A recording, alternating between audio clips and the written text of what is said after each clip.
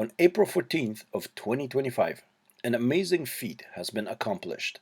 A group of women have set out to achieve a female first, to go where no man has gone before. They flew into space in order to break the ultimate glass ceiling, that of hubris.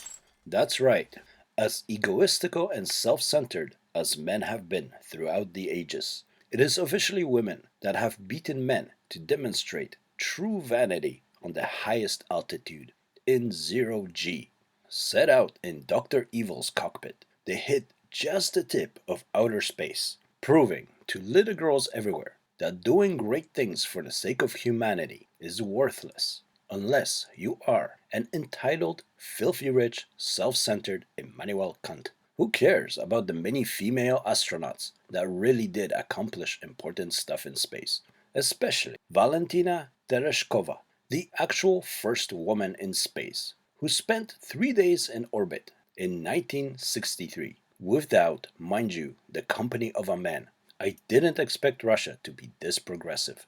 So, until Elon Musk himself actually goes to space, the ceiling of hubris, ego, and vanity has been set by these amazing ladies. Now, in order to commemorate this special occasion, I decided to do what I do best. I decided to make a math equation that reflects this amazing moment. The only question was, what number should I use? Why, I guess that might as well be 6. That's right, 6 brave women have gone to space. Let's work with that. Let's make an equation that results in the number 6.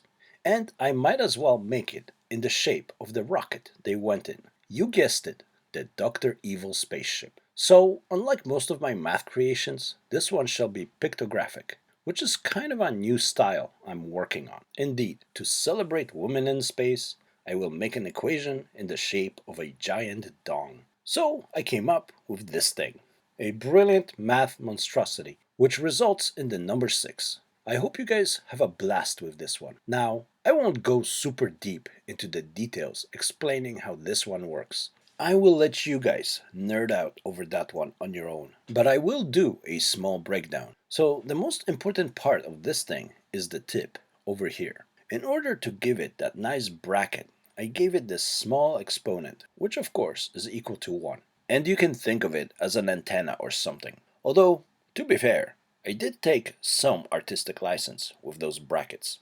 Now, it does need to be pointed out that this here represents the Heaviside step function, not theta, the angle. Just to be clear, and this integral results in our desired number 6.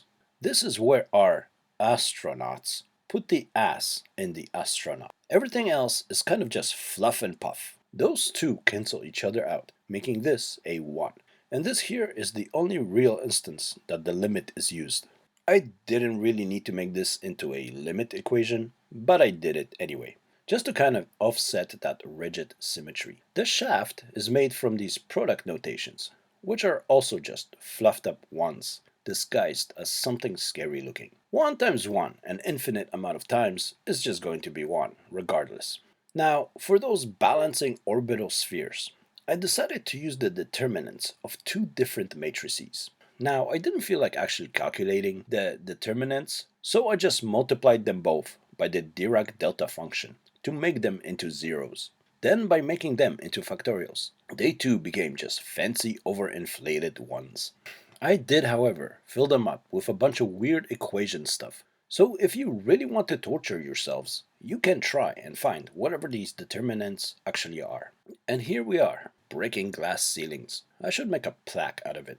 But you know something? Watching this whole fiasco, I couldn't help but notice that in an ironic way, this publicity stunt did bring awareness of female astronauts.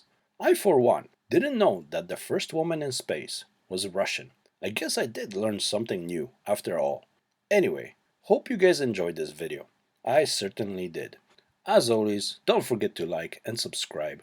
Thanks for watching, and I do hope to see you all in the next one.